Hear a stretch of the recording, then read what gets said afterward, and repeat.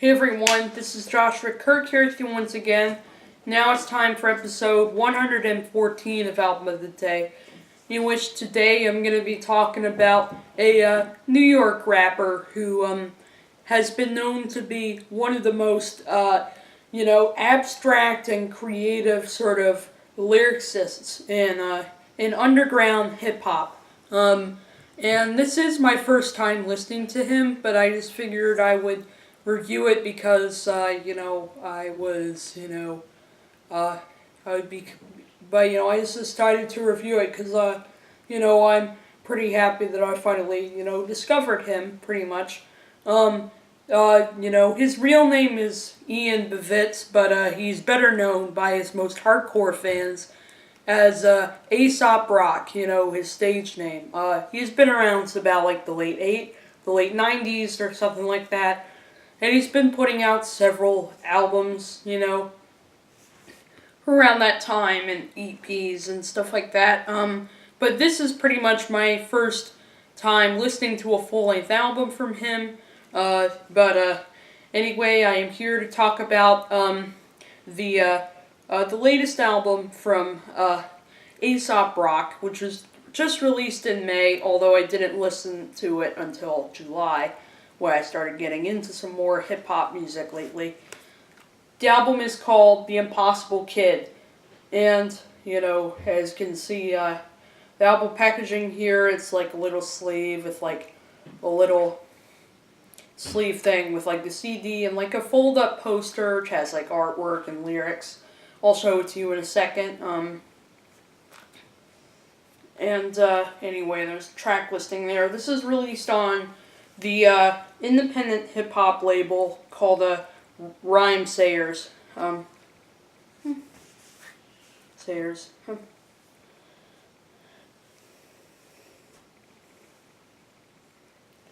Okay, anyway, and I'll basically show you the stuff inside, there's a poster in here, and we get it all folded out, but it has the artwork for the album on it. Really cool. And then there's the lyrics here. Yep. So yeah, it's like a little poster in here, which I thought was pretty cool because the artwork looks so much better that way. And then here's the little sleeve, which has the CD in it.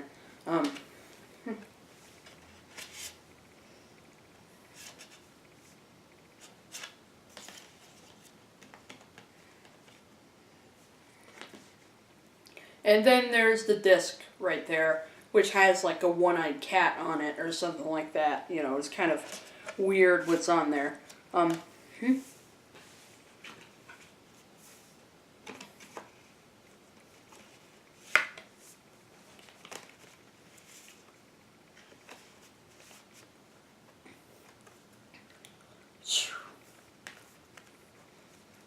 So yeah, that's the CD copy that I have of The Impossible Kid.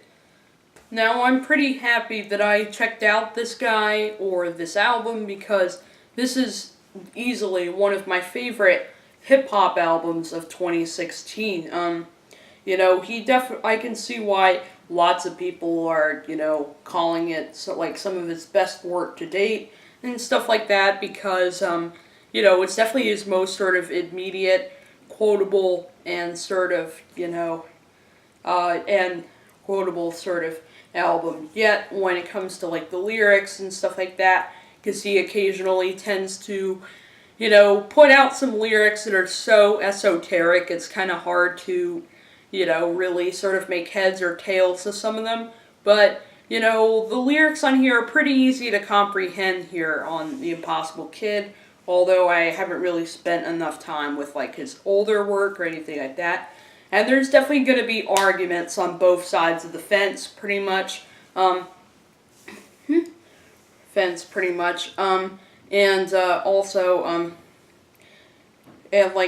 definitely does bring a lot of personality to the table on this album. He's definitely, he's not just an interesting character in his songs, but the guy himself, he's a pretty interesting character. You can pretty much see that if you listen closely to the lyrics. Pretty much, I mean, he sort of deals with like his family, and also like and also like sort of his outsider status and stuff like that, and also and of course he does allude to some of the topics he's been long obsessed with, like death, for example, and stuff like that. And yeah, and plus he also does sort of talk about sort of personal experiences that and some of them may be so some really odd ones, but he makes them sound so interesting by talking about how he's just kind of surprised by things.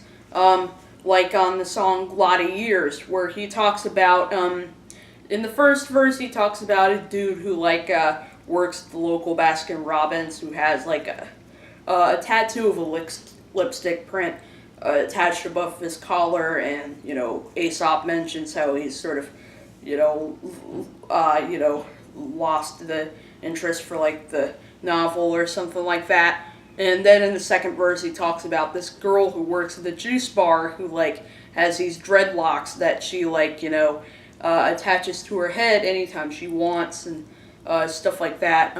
So, yeah, it's definitely a pretty interesting track. One of the shorter tracks on the album, but definitely one of my favorites, lyrically, pretty much, because he makes the most mundane situation sound so poetic, pretty much. And also, I do really like the song Rings, which comes before the song Lotta Years, where he gets a little sentimental about the fact that he used to love to paint or draw and stuff like that, but as he's pursued other, paths in life, he sort of saw that once, very big talent of his sort of deteriorating pretty much, on that track. Also, this track has one of the catchiest hooks on it as well. And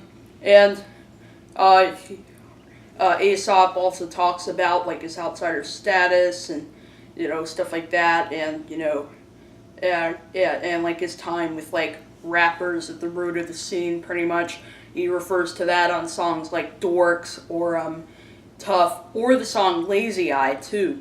Dorks is one of my favorite tracks on here. And I think he's, sort of referring to sort of, some people sort of, he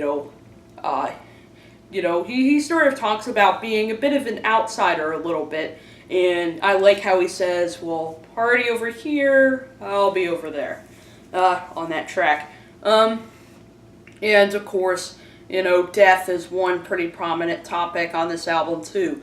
I mean, look at songs like Water Tower that comes near the end of this album, where he sort of talks about having a pet lizard, and who died a month before he noticed, pretty much, and so he gets a little sort of regretful about that, pretty much.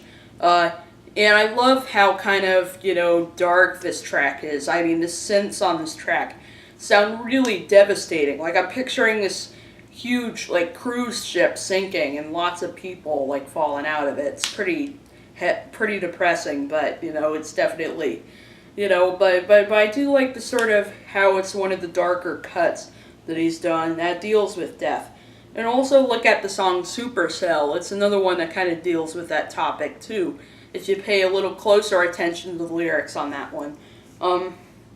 Now, I wouldn't say Aesop Rock is the most, skilled, hip-hop producer, but I've heard a lot of people say he certainly made improvements in terms of his production on here, in terms of, the flow and the really smooth grooves that he, does on here, and I think it's really interesting to see someone that isn't just, doing the rapping and songwriting for a hip hop album, but also playing most of the instruments too. I think it's pretty interesting how he does that on this record.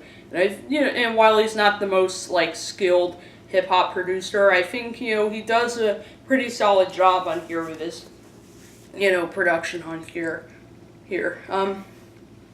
And then of course he does refer to his family. Like he specifically alludes to his brothers on the song Blood Sandwich, where on the first verse he talks about his little brother playing at a baseball game, and then he sees this gopher that eventually starts distracting the players and the parents, and the coach is just so annoyed by it that he grabs a bat and murders the gopher in front of everyone. It's a pretty dark story, but hey, he's known for some pretty morbid vignettes. And then the second verse he talks about his older brother who really wants to go to a ministry concert, and his mom, won't let him because she's afraid of all the satanic influences going on in this sort of noisy experimental music that he's into. Yeah, so it's definitely one of my favorite tracks on here. I love how he literally alludes to that and makes it sound so interesting while make it sound pretty disturbing. The death of the gopher that's mentioned on the first verse, that's pretty intense, right? Right. And then, he sort of, talks about sort of his, Aesop also talks about kind of his psychological issues, like on the song Shrunk, where he talks about going to the shrink and, saying that, and he's talking about this struggle that he's having during this conversation with his shrink. And basically she says that when you get all expressive and symbolic, it's hard to get an honest diagnostic. He sort of refers to just how kind of hard to comprehend some of his lyrics and wordplay can be. Play pretty much, and so he's having this struggle, but then at the end he decides that he does need to go see the shrink again. And then there's one song that rules all the humorous spots on the whole record, and that's the song Kirby. This song is a song literally about his brand new cat, and it couldn't get more hilarious or more kind of witty than that. He talks about how, he sort of got it off of a cat lady pretty much, and he brings up vivid imagery like puke and the meow mix and stuff like that, and also he refers to how, things like therapy and stuff like that didn't really help him a lot. And he talks about his shrink mentioning, I don't know, maybe get a kitten. Oh my god, I just can't help laughing when I listen to that song. It's just so witty and absurd pretty much. Writing a song about your cat, what other rapper does that?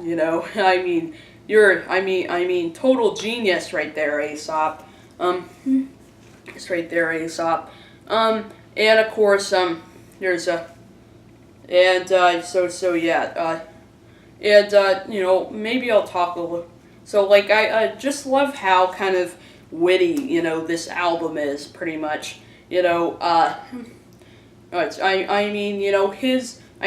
poetry. I've heard. I saw a couple of reviews for this album. One was from Anthony Fantano, aka the Needle Drop. The other one was from Mark over at Spectrum Pulse, and Mark and I do remember in the Spectrum Pulse review, Mark mentioned how the album's poetry kind of reminds him a little bit of Louis C.K. pretty much. He's a stand-up comedian. Haven't really, watched a lot of his stuff, but I'll have to check him out sometime because I hear he's pretty funny. Aesop is sort of the Louis C.K. of hip hop, pretty much. If you look at sort of his very poetic and abstract and esoteric sort of lyrics, pretty much. And why don't I talk a little bit more about the production now? There are some pretty catchy hooks on this thing. Like on the song Dorks, pretty much. There are songs on here like Dorks and stuff and stuff like that. They do have some pretty catchy hooks. Oh, and as well as the one on the track Kirby as well, and stuff like that, and then also there's like some and stuff like that. And I do really like the song Defender too. Not just the lyrics on this track, but also this is easily one of Aesop Rock's best grooves on the whole record. So and he keeps the flow just right, and he makes the production sound as idiosyncratic as his rap verses pretty much, and he does pretty well with sort of crafting these kind of rigid beats on this album. Although there are a few moments on here that production wise that I feel are kind of underwhelming. There are a few moments on here why I do really like the lyrics, but what Aesop does instrumentally kind of pales in comparison to other tracks. Like there's the song Molecules, which closes out the album, which I love the lyrics on that track, but the rapid fire synth arpeggios on that track is I thought were maybe a little kind of obnoxious and just so robotic and synthetic that it hardly feels natural pretty much. And as well as the song Rabies too. I do like the lyrics on that track, but while it's probably one of the more underwhelming instrumentals musically, it is a little better than Molecules is, pretty much. And some of the DJ cuts on this record are just really cliched, I guess that's okay pretty much, but I sometimes hear a little DJ cut on here and think, well, it's cool to use this, but, I've heard this in a million other hip-hop songs before. But other than that, I think this is a really good album, and it's bound to definitely go down as one of my favorite hip-hop albums of 2016, and probably one of my favorite albums, of the year, pretty much, in any kind of musical industry at all. I definitely do recommend you check out this record, whether you're a die-hard fan of Aesop or you're sort of a newcomer. Me, I'm sort of a newcomer, but I am digging what he's doing here on The Impossible Kid, and hopefully I'll have to check out some of his older releases, like Labor Days is one that seems to come up quite a bit as a lot of fans' favorite albums from him. If you've listened to the guy before, I don't see how you could be displeased with this. Of course, there's always going to be, for whatever reason, there's always going to be those one or two people who are like, if Blockhead didn't produce it, it's not a good Aesop Rock album, which I would argue that those people are wrong, because, Aesop isn't the best hip-hop producer, but he actually does do a pretty good job here, and he still has the witty, sort of, clever sort of, poetry to, impress you. So I'm definitely feeling probably a strong 8 out of 10 for the new Aesop Rock album, The Impossible Kid. So that's my review for the record, and I'll see you for episode 115.